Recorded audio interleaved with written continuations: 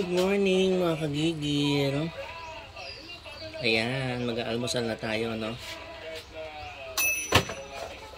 Hindi muna tayo magkakape again at tayo ay mag-cha-cha. Ayan. Walang sugar yan, ha? Tsaa lang.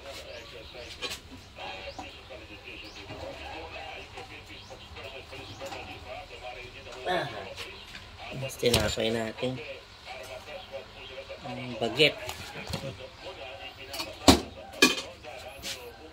Ayan, yan na po ang ating almusal ngayon. Siyempre, hindi mawawala yung ating mga gulay. Ang kamatis, ang cucumber, at saka itong lettuce natin, ano. Ayan, isawsawan tayo. Isawsaw natin dyan. Kasi ang ating egg spread, meron pa rin.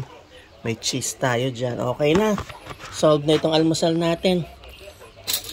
Kain na tayo mga kagigil. God bless you all. Have a great day ahead.